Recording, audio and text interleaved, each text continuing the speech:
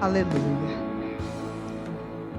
Glória a Deus. É interessante, eu estava ali ouvindo meu esposo falar e estava me lembrando, tendo um flashback da minha juventude, né? Porque nós éramos de uma igreja onde o nosso pastor, pelo menos uma vez, sei lá, devia ser uma vez a cada 3 meses, ele fazia um culto inteiro para ensinar sobre dízimos e ofertas.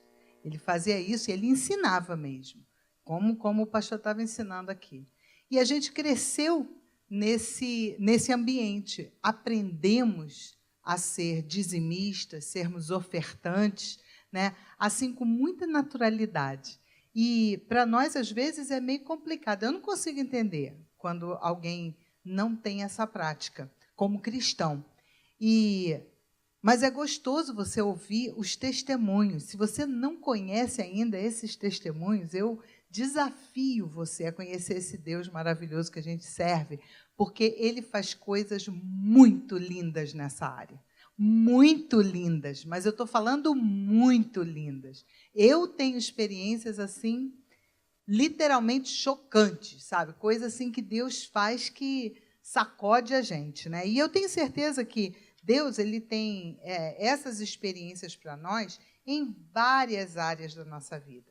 Só que essa área é uma área muito interessante porque ela mexe com a nossa vida no dia a dia, né? Então, é bem interessante. Eu recebi aqui um aviso que próximo domingo tem Church Without Walls, que é aquele trabalho que a gente faz com os mendigos lá debaixo da ponte, né? E é muito legal. Se você tem roupa, principalmente roupa de homem, sapatos, calças, camisas, jaquetas, aquelas backpacks, como é? Mochilas, né? Para poder trazer para eles precisam muito disso. Então, às vezes tem em casa e outro dia nós fizemos uma limpa lá em casa, né, para poder dar uma melhorada no armário, e foi muito legal. Então, assim, a oportunidade que a gente tem de participar de forma ativa, amém? Porque só orar, só interceder, a gente fica meio assim, né? Quando a gente participa, a gente pega, faz uma sacolinha, é uma sensação gostosa que a gente tem, de que aquilo que Deus está me dando, eu estou passando para frente. Amém? Então, a gente tem que ter essas práticas, né? Nós estamos no início do ano e no início do ano a gente sempre pensa em quê? Nas resoluções, né? Aquelas coisas que a gente está pensando, eu quero começar o ano. Eu me lembro tão bem, nós tínhamos uma professora aqui de inglês, e ela americana, mas aprendeu um pouco de inglês. Aliás, ela falava português, ela falava português fluente. E ela vinha lá do outro lado da cidade para ensinar inglês para as famílias aqui. E todo ano, ela ficou aqui alguns aninhos ensinando. O início do ano, a sala estava lotada, não tinha espaço para mais ninguém. Aí depois ia parando. Chegava no final do ano, cadê os estudantes? Não tem mais nenhum. Porque está todo mundo ocupado, as prioridades já mudaram. E esse é o ser humano, né? Esse sou eu e é você. Nós somos assim. E a gente tem que tomar cuidado com isso, né?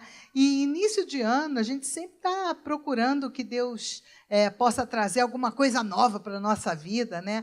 Mas, na realidade, nós, como cristãos, a gente tem que, na realidade, entregar para Deus. Entregar o quê para Deus? As nossas vidas. As nossas vidas. Então, às vezes, a gente pensa que eu vou entregar alguma coisa, né, para Ele, eu vou vir aqui, eu vou dar um louvor para Ele, eu vou talvez dar uma oferta para Ele e tudo, mas o que Ele mais quer é trabalhar nas nossas vidas. Amém? Então, eu queria que o pastor pediu para ler em Isaías, eu também vou para Isaías 64, que diz é um verso muito curtinho, mas muito importante. Ele diz assim, Isaías 64, 8. Diz assim: contudo, Senhor, Tu és o nosso Pai, nós somos o barro, Tu és o oleiro. Todos nós somos obra das Tuas mãos. Todos nós somos obra das Tuas mãos. Eu li esse versículo e eu fiquei pensando, eu falei, será que somos mesmo? Será que nós somos mesmos? Para e pensa na sua vida. Será que a gente está pedindo que Deus esteja mudando? Sabe que quando o oleiro pega no vaso, ele muda. Ele muda. Já viu um oleiro trabalhar no vaso? Ele molha a mão e ele vai mexendo. Às vezes, ele desfaz o vaso inteiro para poder fazer tudo de novo. Será que nós estamos sendo vasos realmente, de verdade? Porque aquele que é vaso se deixa transformar. Aleluia. Aquele que é vaso, ele está constantemente em mudança. Ele está rodando o tempo todo lá na mão do oleiro. O tempo todo. E o oleiro mexendo nele, mexendo nele. Então, eu parei para pensar exatamente nisso. E John Maxwell, quem conhece John Maxwell? Alguns aqui conhecem, né? John Maxwell fala uma coisa muito interessante. Ele diz assim: mudanças reais e duradouras não acontecem de uma hora para outra. São resultado de um processo. As mudanças verdadeiras, elas são resultado de um processo. E para 2015 poder ser diferente para nós temos que mudar. É simples assim. Nós é que temos que mudar. Deus continua o mesmo. Se nós não mudarmos, ou seja, olha, esse é o jeito que eu sou. Quando alguém fala isso, eu já me tremo, que eu falo, ih, caramba, a pessoa está dizendo, sou assim, vou continuar assim, ninguém vai me mudar. Really? Quer cair nas mãos do oleiro? Aí chega aqui e fala, ai, Senhor, me transforma. Aí Deus fala, pou! Manda uma luta daquelas violentas. Aí a pessoa fica atordoada. O que está acontecendo? Ué, você não falou que você queria ser mudado? Então, aí, as oportunidades estão aí. Sabe de uma coisa? Mudança é coisa de Deus. Mudança é coisa de Deus. É o Senhor fazendo uma mudança em tudo que a gente faz. Billy Graham falou outra coisa. Ser cristão é mais que uma conversão instantânea. É um processo diário pelo qual você cresce com Cristo. Billy Graham falou isso. Tem que mudar, meu irmão. Olha para o irmão do teu lado, agora eu vou fazer aquela coisa que ninguém gosta que faça. É chato pra caramba. Ai, detesto quando falo isso. Mas tem que fazer. Fala aí para o teu irmão, para a tua irmã. Irmã, tem que mudar. Meu irmão, tem que mudar. Sorry. Não vai ficar igual, não. Porque se você ficar igual, você não está sendo transformado pelo oleiro. Amém? Então, a primeira coisa que nós vamos pensar é que nós precisamos de mudança. Nós precisamos de mudança. E essa mudança é um processo diário. Não adianta você querer ter uma varinha. Eu gostaria que tivesse uma varinha mágica. Plim, mudou tudo. Ai, que maravilha. Meu problema foi embora. As lutas foram embora. Eu não tenho mais que chorar. Isso é muito bom, né? Não é não. Não é não. Porque nós precisamos do processo. Nós precisamos do processo. Quer ver? A Bíblia fala para a gente que quando Davi chegou lá para a luta, Saul olhou para ele e falou, coitado desse garoto, esse garoto vai lutar contra o gigante desse jeito. Vem cá, meu filho, vou botar aqui a armadura em você, de guerreiro, já que você está com esse gás todo, essa coragem, né? Vou botar em você essa armadura. E colocou a armadura no Davi. O que aconteceu com Davi? Não conseguiu nem dar um passo. Nem um passo. Sabe por quê? Porque estava querendo coisas imediatistas. Posições imediatistas. Vamos embora, vai, se arruma e vai e tal, não sei o que, tarará, não é assim. Há um processo a ser seguido. Nós precisamos respeitar o trabalho do Senhor na nossa vida. E Davi passou por aquela situação ali constrangedora e estava numa bananosa, porque ele falou, o que eu vou fazer agora? Eu não estou conseguindo nem andar. Imagina o Davi andando com o negócio todo pesado em cima dele, ele era pequenininho. Saul era um cara enorme. Aí ele fala, eu tenho que fazer o que eu tenho que fazer. Desculpa, aí não dá para encarar o gigante com essa armadura aí, não dá para mim. Eu vou do jeito que eu vou. Como é que ele foi? Foi do jeito que ele estava. Qual era o instrumento que ele tinha na mão para lutar contra o gigante? uma pedrinha, né? Ele pegou, ele derrubou a pedrinha, ele saiu e falou assim, meu Deus, me dá orientação, me dá orientação. E Deus levou ele para o rio. Foi ou não foi? Onde ele pegou as pedrinhas? No rio. Querido, se nós quisermos, olha, enquanto eu estava lendo isso aqui, Deus falou isso comigo. Se nós quisermos ter a pedrinha ideal para jogar o nosso gigante no chão, nós temos que ir para os rios do Senhor. Nós temos que ir para os rios. Sabe como que a gente vai para o rio? Com as nossas próprias pernas. Davi não chegou e falou assim, aí, alguém me ajuda, pega lá umas pedrinhas para mim. Foi assim que ele fez? Não. Foi ele que foi para o rio.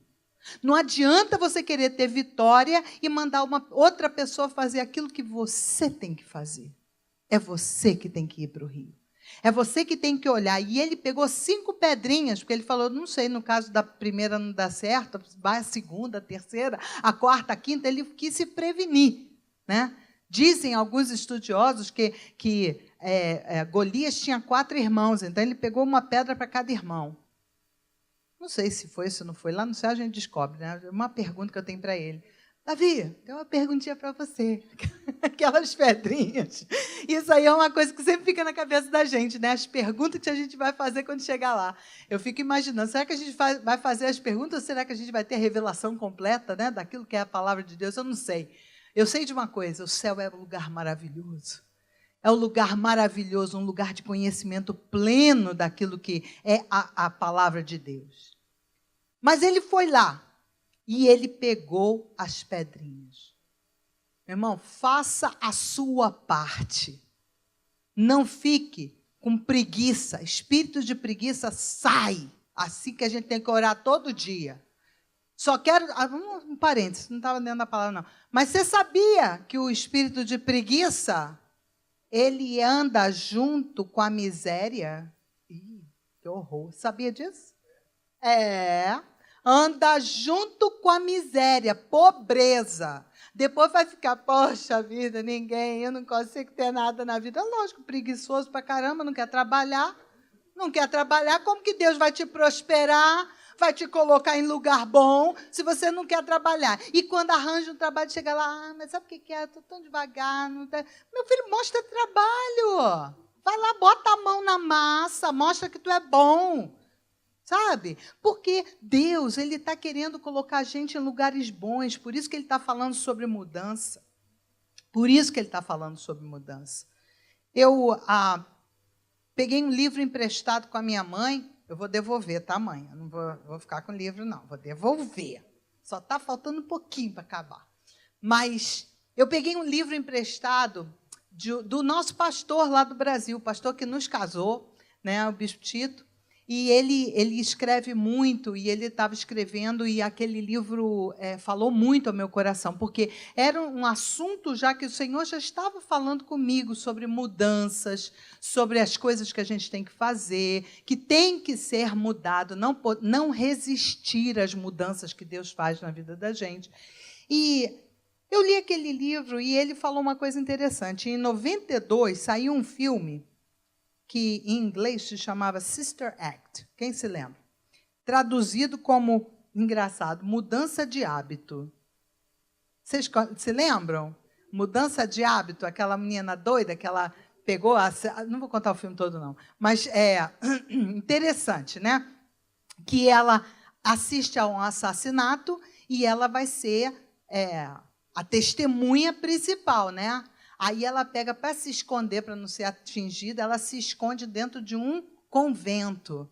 E lá ela tem que andar com o que em português se chama hábito, né, de freiras. Né? E lá dentro, ela toda doida, entra lá, cantora do mundo, enlouquecida, e chegou lá, começou a fazer aquelas doideiras toda, armou um coral, e o coral começou a cantar em tudo quanto foi lugar, muito doido, né, a história. Mas a base toda é o seguinte, é que nós temos que entender que muitas vezes essa é a nossa caminhada.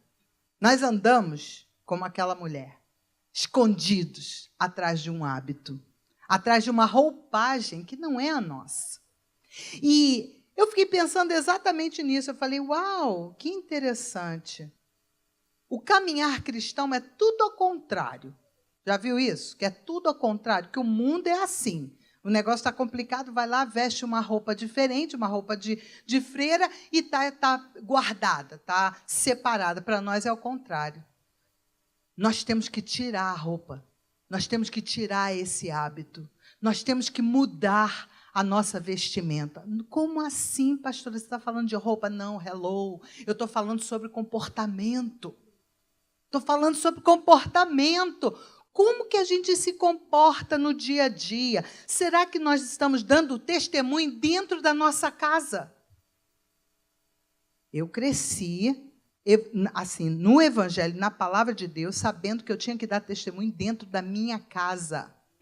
Quando eu chegava em casa, já contei isso, mas vou contar de novo. Chegava em casa, pegava, um cansaço naquele Rio de Janeiro, um calor.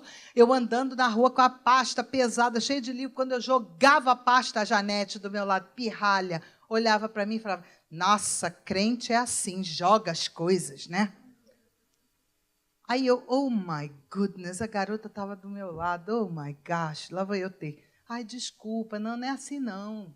Agora é outra conversa. Agora a gente já conversa de um para um, né? Mas naquela época, ela não era convertida. Eu tinha que dar testemunho dentro da minha casa. Para minha mãe, para o meu pai, para as minhas irmãs. Eu tinha que dar esse testemunho para os da minha casa. Sabe de uma coisa? Até hoje, eu tenho que dar esse testemunho dentro de casa. Você não vai ficar fora dessa, não. Você tem que dar testemunho dentro da tua casa. Amém? Porque não adianta chegar aqui, glória a Deus, aleluia, lá dentro de casa ser um demônio. Não adianta. Não adianta. Então, se tem demônio, o que a gente faz? Repreende em nome de Jesus. Repreende. Porque, falando sério, a gente vive o que a gente prega, ou então nós não passamos de hipócritas. E a hipocrisia foi a coisa que Jesus mais detestou. Jesus, ele chegava perto do hipócrita, daqueles religiosos que andavam com aqueles hábitos, né, aquela roupagem toda bonitona, achando que ninguém ia saber quem eles eram de verdade. Jesus chegava e falava, hipócrita, sepulcro caiado, está tudo comido por bicho por dentro. Então, assim, o que nós vamos fazer da nossa vida? A gente tem que mudar. A gente tem que mudar, mas entendendo que não é de um momento para outro, é um processo. Davi entendeu isso. E ele foi ali e mudou toda a história.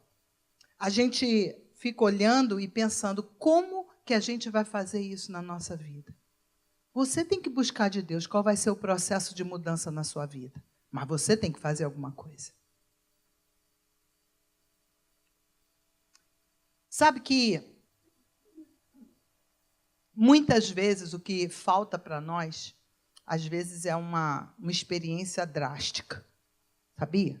Que às vezes precisa de uma experiência drástica. Eu passei por uma experiência drástica há 7 anos atrás. Dia 21 de janeiro, agora, vai fazer 7 anos que eu fiz uma cirurgia para tirar um câncer. E aquela experiência foi uma experiência que me marcou muito. Por quê? Porque eu jamais consegui viver igual. Tem 7 anos que eu não vivo igual como eu vivia antes. Por quê? Porque eu, hoje em dia, não me perturbo mais com muitas coisas. Às vezes, a gente vê pessoas que não sabem valorizar um dia bonito, que você passa, oi, tudo bom? Não, não está bom, não. As coisas estão todas ruins. Caramba, está um mau sol, uma coisa tão gostosa, está um dia bonito. Não, mas é bonito, mas para mim não está assim não, porque não sei o que. Reclama. Entendeu? Aquela murmuração perturbadora, que a gente para olhar e fala, meu Deus, como a pessoa pode ser infeliz desse jeito? Gente, a gente tem que escolher ser feliz. Escolher ser feliz, olhar para uma criança, ver uma criança, olha o mistério da vida, um bebezinho que nasce, uma criança que começa a andar. Tem gente que, quando vê a criança andando, já sai desesperado. Pronto, a cara vai quebrar tudo. Deixa a criança andar, meu Deus. Deixa a criança correr, vai ser feliz. É ou não é?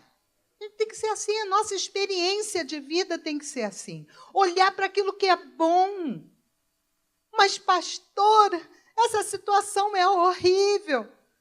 A garrafinha está meia cheia ou meia vazia? Eu vou escolher pensar, graças a Deus que ainda tem mais um pouco de água. Melhor do que pensar assim, ai caramba, a água já está acabando. Entendeu? É a disposição do coração da pessoa. Nós temos que mudar. Fala comigo, eu tenho que mudar. Não é brincadeira, é coisa séria. Nós temos que nos abrir para o milagre da existência, nós temos que buscar isso. Quem já ouviu falar de Augusto Cury? Alguém já ouviu falar de Augusto Cury? Olha o que ele escreve no livro dele, Emoção, Treinando a Emoção para Ser Feliz. Isso é um livro bom. Treinando a Emoção para Ser Feliz. Anota para mandar buscar do Brasil, então vai ali na livraria, procura, vai ler coisa boa. Olha o que ele diz. Precisamos aprender a pensar com qualidade. Os que agem sem pensar tumultuam o ambiente. Os que pensam excessivamente desgastam-se muito e algumas vezes caem nas raias da omissão. Pensar e agir devem rimar na mesma poesia. Ninguém pode acalmar as águas da emoção se não aprender a controlar a agitação dos seus pensamentos. Que coisa linda, né? Parar para pensar nisso, porque tem gente que pensa demais, não faz as coisas acontecerem porque está pensando demais, fica tão assim que acaba sendo omisso, né? E o outro, que não pensa, faz a coisa tudo enlouquecida, sem parar para pensar o que está fazendo. Então, nós temos que buscar, assim, o meio termo, né? Início de ano, a gente sempre faz as resoluções, mas nós não vamos falar sobre dieta nessa noite. Amém? Que aquela é a resolução mais desagradável que a gente faz, porque a gente não consegue cumprir, aí depois, né, a gente fica se matando, né? Passa por cima, né? O pastor está ali, passa por cima disso. Mas é incrível como a nossa carne nos joga para trás. A gente faz início do ano a determinação, eu vou aprender isso aqui, e acaba não aprendendo. Acabou o ano e ainda não consegui. Mas aquilo ali foi indo e foi passando. A gente tem que sair dessas armadilhas, que a gente, às vezes, faz para si mesmo. Se você acha que aquela sua resolução vai te botar para trás, então não faça a resolução. Fica só como pensamento. Um desejo discreto. Né? Mas não fala para os outros, que é para você não ficar arrasado depois que você não consegue. Por outro lado, é bom quando a gente fala para um amigo, né, para poder ver se a gente consegue. Porque mudar é coisa boa. Mudar é coisa boa. Às vezes, nós fazemos determinadas coisas que a gente olha para uma pessoa e a gente diz assim, aquela pessoa ali, não gosto dela, não. Tem alguma coisa naquela vida que não bate comigo, não vou nem chegar perto. Aí chega perto da Maria. Sabe de uma coisa, Maria? Não vou com a cara daquela menina ali. Aí a Maria, nossa, é mesmo? Por quê? Porque ela, olha, ela já fez isso, isso, isso e isso. O nome disso é fofoca, tá? Só para nós, assim, discretamente. Aí fez isso. Aí, nossa, ela fez isso tudo, fez. Aí passa um tempo, aquela Maria chega para aquela outra ali, que ouviu a fofoca, e ela demonstra amor. E ela demonstra carinho para com aquela outra. Com essa daqui o relacionamento está ruim, mas com aquela ali está bom. Aí aquela ali pega e dá atenção para aquela outra.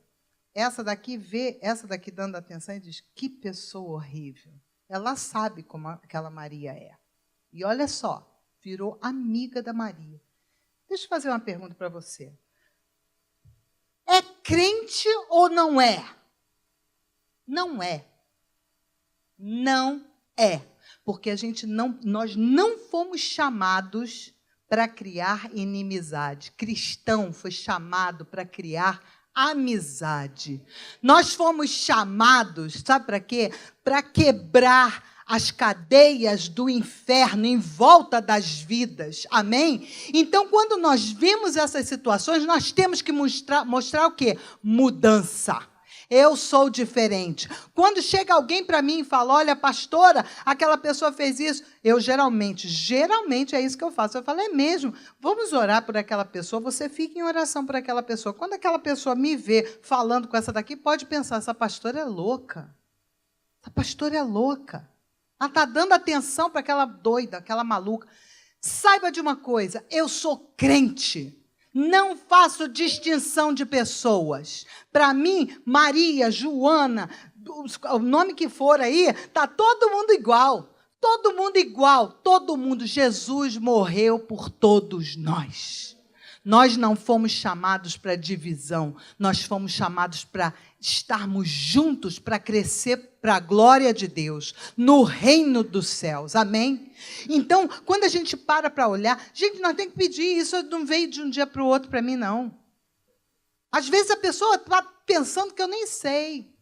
Chega aí a irmã e fala, poxa, pastora, encontrei com a fulana lá, falou cada coisa de você, fiquei chateada, saí, falou que você fez isso, isso, isso, isso, isso. Eu olho e digo, é mesmo, falou? Traga na mão de Deus. Aí eu encontro com a pessoa, aí vai dizer, nossa, pastora, então você é o quê? Falsa? Não, eu não sou falsa. Mas eu olho para aquela pessoa com mais amor do que eu olhava antes. O amor aumenta no meu coração, é um troço meio doido. É um troço meio doido. Não é qualquer um que passa por isso, não. Mas eu estou te dizendo que isso é possível porque isso acontece comigo. Eu olho para aquela pessoa e eu digo, agora eu vou jogar amor em cima dela. Vai ficar pirada da cabeça. Cabeçote vai pirar. Porque ela sabe que ela falou mal de mim. Vem cá, me abraça. Eu abraço e eu amo mesmo. Eu falo, Senhor, em nome de Jesus. A pessoa não está sabendo.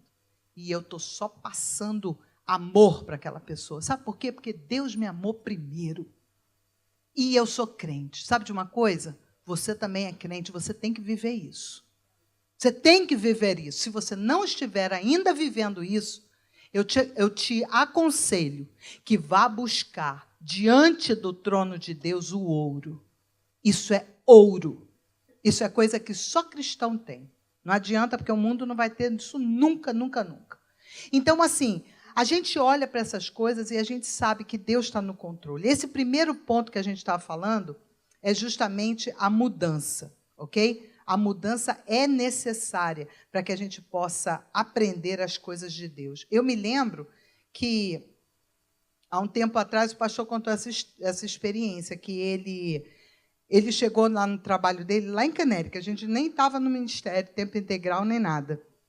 Mas ele chegou para o chefe dele e falou para o chefe dele, olha, eu fiz uma decisão na minha vida. O chefe não era crente, quer dizer, ele ficou olhando para ele falando, esse aí é louquinho, né? Coitado, pirado da cabeça, a gente tem que ter paciência com os doidos, né? Aí ele virou e falou, olha, eu fiz uma decisão na minha vida e agora eu quero que você veja que você é uma pessoa diferente. Aí o cara, ok, ele falou, eu quero que você fique olhando para mim. Eu quero que você olhe para mim, para você ver que eu vou ser diferente. E o que aconteceu? Depois de um tempo, o homem chegou para ele e falou, realmente você mudou. Realmente você mudou. Às vezes, a gente tem que fazer isso. Se você tiver decidido verdadeiramente a mudar, você vai dizer, eu vou mudar, eu não vou ser mais assim. Então, você vai ter essa postura. Eu me lembro que uma vez eu preguei no púlpito, há muitos anos atrás, e eu falei, olha, eu não gosto de mudança. Fui sincera, né? Porque eu falei, eu não gosto de mudança, não gosto. Assim, tipo assim, nesse nível, tá? Que eu não gosto de mudança. Arrumei os móveis dentro de uma casa. Não gosto de mudar os móveis de lugar. Não gosto. A cama está para cá. O meu marido vivia assim, vamos mudar a cama para lá, vamos mudar a cama. Pelo amor de Deus, não muda nada. Deixa como está, que eu gosto da coisa. Eu não gosto de mudança. Falei isso daqui do púlpito. Aí, quando acabou o culto, aí a irmã chegou para mim e falou assim, pastora, deixa eu fazer uma pergunta. Por quê que você não... Eu falei, porque dá muito trabalho, eu gosto da coisa assim, já bota lá no lugar, fica daquele jeito, e aí não precisa ficar mudando. Outra coisa, de noite, você acorda, você sabe que você tem que passar em volta do móvel, no escuro você pode andar, né? Tal, tal. Aí fica mudando, daqui a pouco você acorda também atordoado da cabeça, tropeça no negócio, vai cair, é uma confusão. Aí ela pegou e falou assim para mim, ela disse, pastora, mas sabe que Deus... Ele gosta de mudança, ele muda, e ele quer sempre estar mudando a gente. Aí eu parei, olhei para ela e falei, de verdade? Ela disse, de verdade. Eu falei, nossa, eu nunca tinha pensado nisso. Eu acho que vou orar sobre isso. Ela disse, ora porque você precisa mudar a sua postura, porque nosso Deus muda as circunstâncias todo o tempo. Eu falei, vou orar mesmo. E fui orar. E o Senhor falou comigo, se você... não entendeu até hoje o que eu estava falando contigo, eu tive que levantar a irmã para falar com você. Eu falei, ai, agora que eu estou entendendo. Hello. Assim, de vez em quando a gente é devagar, né? A gente não pega as coisas, Deus está falando com a gente, mas a gente não pega, né? Como? 10 anos, mais ou menos. Mais ou menos. Aí, assim... eu sou distraída. Se Deus não usa alguém para me acordar, para me sacudir, de repente a gente pode... será que você é assim? Será que Deus não está falando com você o tempo todo? Muda, muda, muda. Você quer que alguém se levante e vá falar com você? Deus pegou e falou, para mim, vai lá e fala com ele. Então, desculpa, a sua desculpa está eliminada. Amém? A sua desculpa está eliminada. Deus quer que nós mudemos. Mas nós só vamos mudar se realmente a gente se entregar nas mãos de Deus. Eu recebi um vídeo, e eu quero passar esse vídeo para você, do Paulo Baruch. Ele fez uma música muito interessante para o Ano Novo. E se você ver no vídeo, é ele mesmo que faz três participações. É ele mesmo. Então, achei bem criativo, muito interessante. E eu pedi para os meninos para eles poderem passar. É uma música rapidinha, mas que faz a gente pensar. Se nós quisermos que o nosso ano de 2015 seja diferente... quem quer um ano diferente aí? Deixa eu ver. Eu quero. Eu vou levantar as duas mãos. Eu quero as duas. Assim. Isso é quanto que eu quero que seja diferente. Eu quero muita diferença para 2015. Então, eu tenho que mudar. Amém? Vamos ver essa música. Interessante, muito interessante. É ele nos 3 assentos, que ele fez uma filmagem muito interessante, muito legal.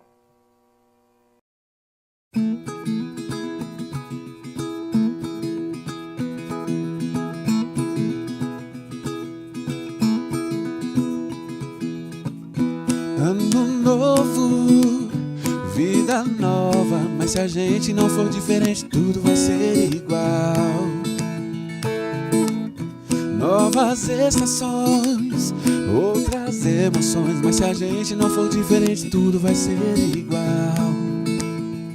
Se a gente não viver numa boa, se ficarmos estressados à toa, se não nos importamos com as pessoas, tudo vai ser igual. Se brigar por causa de futebol e falar palavrão no farol, se não virmos a beleza do sol, tudo vai ser igual. Se o amor de Deus não for a diferença, tudo vai ser igual.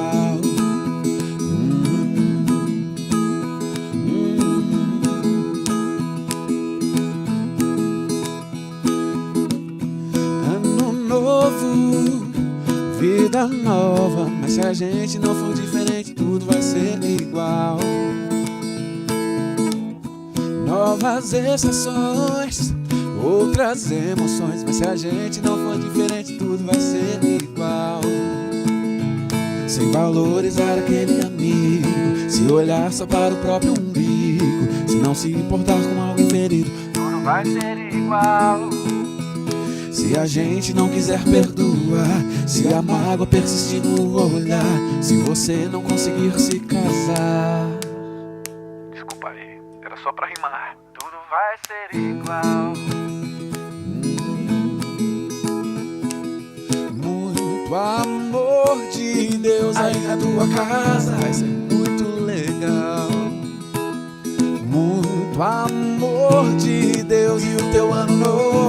ser sem igual. Pois sem o amor de Deus, tudo vai ser igual. Igual.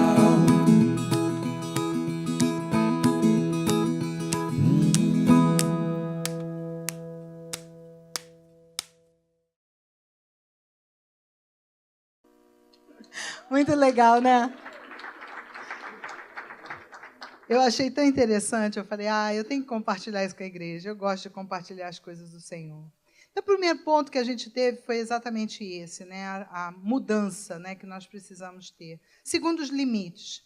Henry Cloud e John Townsend, ele escreveu no livro chamado Boundaries, Limites, ele escreveu assim, no mundo físico, é fácil enxergar os limites, grades, placas, paredes, são limites físicos. Os limites físicos marcam a linha visível de uma propriedade que pertence a alguém. No mundo espiritual, os limites são igualmente reais, porém mais difíceis de serem vistos. Os limites nos definem o que sou eu e o que são os outros. Então, assim, a gente sabe que existem limites e a gente tem que procurar em Deus saber o que a gente precisa fazer para poder alcançar a vontade de Deus na nossa vida, né? Então, assim, os limites não podem ser barreiras, porque muitas pessoas pensam que o limite é barreira, parou a parede ali. Não, na realidade é uma sinalização para que a gente possa saber até onde que a gente pode ir e até onde o outro pode chegar. E se nós não respeitarmos esses limites, o que acontece é que os conflitos aparecem. Então, quando nós respeitamos esses limites, os cônjuges vivem melhor, os pais e filhos vivem melhor, os chefes e os subordinados vivem melhor, porque sabem respeitar os limites. Nós estamos no início de um ano e a gente tem que buscar de Deus. Tem que buscar de Deus. Amém? Ter os nossos limites bem estabelecidos, bem definidos, para que as pessoas possam entender até onde que elas podem ir, até onde que elas não podem ir, né?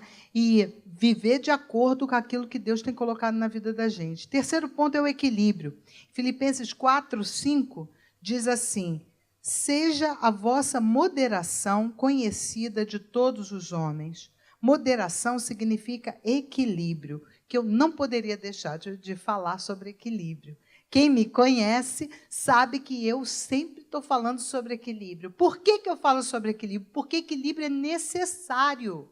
Necessário para a gente poder viver uma vida boa diante de Deus, né? E quando nós aplicamos essas coisas na nossa vida, a gente tem que ver como que a gente vai fazer, porque se nós não aplicarmos o equilíbrio, acontecem coisas ruins. Em 1 Samuel 25 e 27, não vou ler os dois versículos, mas fala sobre Davi. Novamente, Davi. Davi era um homem maravilhoso, Davi era um servo do Senhor, ele era um homem que agradava a Deus, tinha um coração do jeito que Deus gostava que fosse, né? Mas isso não quer dizer que ele fosse perfeito, não. Ele fazia tanta bobagem. E a gente estava pensando e meditando nisso, e nós vimos assim que quando Saul falou para Davi, olha, Davi, se você matar 100 filisteus, eu vou te dar Mical, a filha dele, eu vou dar a mão de Mical para você. Aí Davi pega, exagerado que era, o que ele faz? Em vez de matar 100, ele matou quantos? Quem chuta? Não foi 10 mil. Ele pediu 200, exatamente, quem falou aí 200. Saul falou, me traz 100 prepúcios. E Davi chegou lá com 200, matou 200. Aí Saul falou, ok, pode ficar, tal. Davi era exagerado. Sabe por quê? Porque ele era um guerreiro. Só porque você é um guerreiro, não quer dizer que também você vai matar o dobro do que aquilo que é necessário. Amém? Amém? Pesado isso, né? Sabe por quê? Sabe qual foi a consequência disso? Deus chegou para Davi e falou assim, não vai construir o templo. Sabe por quê? Porque ele traiu com a Betseba, que ele mandou matar o marido da Betseba? Não. Deus falou para ele, tem muito sangue na sua mão. Tem muito sangue na sua mão. Olha que coisa forte. Então, assim, a gente tem que entender o que é que Deus manda a gente fazer. Se o Senhor deu uma direção para você fazer a coisa, faça a coisa direito. Aí Deus dá a direção, olha, você vai fazer um jejum de... Agora nós estamos fazendo de 7 dias. Mas e se Deus chegar para você e falar assim, eu quero um jejum de 21 dias? Aí você diz, eu vou fazer 21 dias. Não, eu vou fazer de 42. Como assim? Deus falou 21, para que está fazendo 42? Por que tem que ser exagerado? O desequilíbrio leva à disciplina de Deus. O desequilíbrio leva à disciplina de Deus. Então, seja equilibrado. Nem tanto, nem tão pouco. Nós temos que buscar a Deus para a gente poder entrar num caminho de vitória, onde o Senhor vai estar falando com a gente, Ele vai estar abrindo portas para as nossas vidas. Amém? Tem um outro autor que escreveu Reconstrua Sua Vida. Um livro muito interessante, chama Dale Galloway, o nome do autor. Ele diz assim, nenhuma experiência desoladora deixa uma pessoa onde ela hoje se encontra, pois é a sua atitude que determina onde o quebrantamento emocional a deixará. Pela opção da sua própria atitude, sua dor pode permanecer com você ou você pode deixá-la para trás. A vida é 10% do que acontece com você e 90% do que você reage ao que acontece com você. Olha isso. Como que você está reagindo às dificuldades da vida? Como que você está reagindo? Isso que Deus me perguntou. Como que você está reagindo? E eu respirei fundo e falei, meu Deus, me ajuda. Eu preciso ter uma reação boa. 90% do resultado de uma má experiência está nas minhas mãos. O que eu vou fazer com essa má experiência? Eu vou entender que o meu Deus é poderoso para fazer aquilo que Ele prometeu. Ele promete, Ele cumpre. E Ele diz que nenhuma tribulação vai nos afastar do amor de Deus. Nada vai nos afastar do amor de Deus. Ele diz para a gente que a gente não precisa se preocupar, porque Ele já está no futuro, cuidando das nossas vidas. Amém? Ele diz, você é mais do que vencedora. Então eu já venci. Essa tribulação enorme que parece que eu não consegui vencer ainda. Aos meus olhos, eu olho para aquilo e eu digo, eu não consegui vencer ainda. Mas sabe de uma coisa? Já venci sim, porque eu olho com os olhos da fé. Nós temos que fazer isso, meus queridos. Olhar com os olhos da fé, sabendo que o nosso Deus é que cura a gente. É Ele quem nos coloca de pé. É Ele quem diz assim, eu vou fazer a revolução na tua vida. Amém? Então, eu quero que você levante a sua cabeça. Mude os seus hábitos. Qual hábitos? A sua vestimenta. Aquilo que você faz regularmente. Mude. Porque se você quiser um resultado diferente, você vai ter que mudar aquilo que você fazia. Se você continuar fazendo a mesma coisa, vai continuar do mesmo jeito. Vamos mudar? Vamos mudar? Vamos pedir a Deus? Vamos fazer como Davi? Vai até o rio. Vai até os rios de Deus. Procura no Senhor aquilo que Ele tem para a tua vida. Amém? Porque quando nós fazemos isso, mesmo que o mar esteja agitado, mesmo que os ventos estejam soprando muito fortes, nada vai nos abalar. Aquilo que nós virmos que possa vir a trazer um sobressalto para a nossa vida não vai passar de vapor. Amém? Não vai passar de vapor. No momento que nós olhamos para o nosso Deus e nós entendemos o que Ele faz, meu Deus, é maravilha. Uma musiquinha gostosa como essa que fica na cabeça da gente, né? Se a gente não for diferente, tudo vai ser igual. Vamos fazer a coisa diferente, amém? Eu queria que você fechasse seus olhos agora para a gente poder estar orando. Hoje é dia de ceia, é dia de retrospecto, é dia para a gente pensar naquilo que Deus quer fazer na nossa vida. Mas Ele não invade a nossa vida. Ele respeita a nossa postura. Ele respeita quem nós somos, as nossas vontades. E Ele não vai fazer nada que você não entregue nas mãos dEle. Ele é o oleiro, mas você só é vaso se você se entregar. Você só vai ser tocado e transformado por Deus se você se entregar. Deus querido, nós estamos aqui na Tua casa, Senhor, na Tua presença. Te pedimos, ó Pai, que Tu possas tocar nas nossas vidas, ó Pai, e realmente, ó Deus, fazer a obra que precisa ser feita, Deus. Nós não podemos fazer sozinhos aquilo que só Tu podes fazer, ó Deus.